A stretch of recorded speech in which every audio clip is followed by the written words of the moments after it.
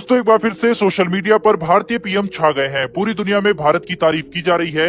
एक बार फिर से भारत ने दुनिया का दिल जीत लिया है। दरअसल दोस्तों एक हफ्ते पहले मैंने एक वीडियो बनाई थी जिसमें आपको बताया था कि पाकिस्तानी सरकार की तरफ से जो यूक्रेन में पाकिस्तानी छात्र फंसे हुए हैं उनको निकालने के लिए वो कुछ नहीं कर रहे और यूक्रेन में उनका बुरा हाल है। पाकिस्तानी छात्र अपनी एम्बेसी को कोस रहे थे, साथ ही भारत से मदद की गुहार लगा रहे थे। मैं अपनी उस वीडियो की एक छोटी सी क्लिप आपको दिखाता हूं, अगर आपने उस वीडियो को नहीं देखा हुआ है तो।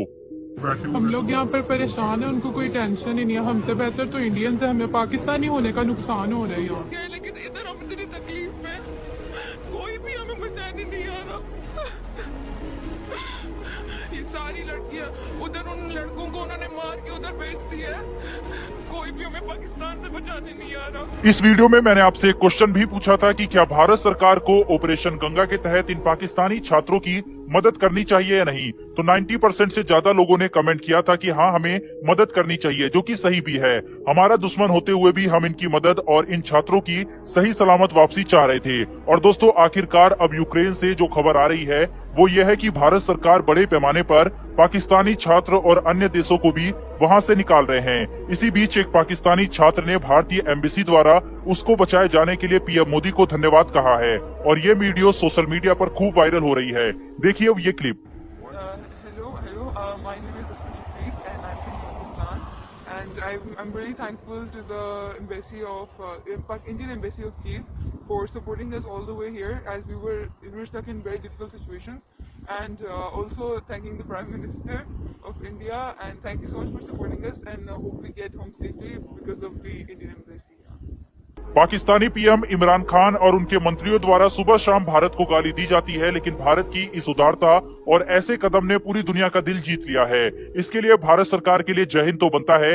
बढ़ते हैं दोस्तों दूसरी खबर की तरफ, जो कि S-400 डिफेंस सिस्टम को लेकर आ रही है। जब से S-400 की डील हुई है तब से ही इसको लेकर विवाद चल रहा है। अभी तक अमेरिका ने इसमें भारत को छूट दी हुई थी और कोई एक्शन भारत के खिलाफ नहीं लिया था, लेकिन क्योंकि रूस ने यूक्रेन पर आक्रमण कर दिया और अमेरिका द्वारा कई सैंक्शन रूस पर लगा दिए गए हैं, इसलिए अब भारत भी इसके अंदर आ चुका है। अमेरिका की तरफ से ऐसे संकेत अब दिए जा रहे हैं कि भारत पर भी सैंक्शन लग सकता है। अब यहाँ आप सोच रहे होंगे कि S-400 की डील तो 2018 में ही साइन हो गई थी, तो अब इस पर प्रतिबंध का खतरा क्यों है। तो दोस्तों यहाँ पर बात यह है कि अभी भी S-400 की पूरी पेमेंट भारत ने नहीं की है, साथ ही अभी बचे हुए S-400 भी आना बाकी है। यही वजह है कि अब इस पर अमेरिका द्वारा विचार किया जा रहा है, लेकिन आज इसको लेकर अमेरिकी सीनेटर द्वारा नाराजगी जताई गई है। जैसा कि आप दैनिक जागरण का आर्टिकल भी स्क्रीन पर देख सकते हैं। दरअसल अमेरिका की रिपब्लिकन पार्टी के नेता व प्रभावशाली सीनेटर टेड क्रूज ने राष्ट्रपति जो बाइडेन के प्रशासन से कहा है कि रूस से S-400 मिसाइल प्रणाली खरीदने के लिए भारत पर काटसा के तहत कोई भी प्रतिबंध लगाना बड़ी मूर्खता होगी। दरअसल काटसा एक अमेरिकी कानून है जो प्रशासन को रूस से हथियारों की खरीद करने वाले देशों के खिलाफ प्रतिबंध लगाने की अनुमति देता है। अमेरिकी सीनेटर ने कहा है कि ऐसी रिपोर्ट है कि बाइडेन प्रशासन धरती के सबसे बड़े लोकतांत्रिक देश भारत के खिलाफ countering American adversaries through sanction act के तहत प्रतिबंध लगाने पर विचार कर रहा है। मुझे लगता है कि यह फैसला असाधारण रूप से मूर्खतापूर्ण होगा। क्रूज ने कहा है कि भारत कई क्षेत्रों में अहम साझेदार है हमारा।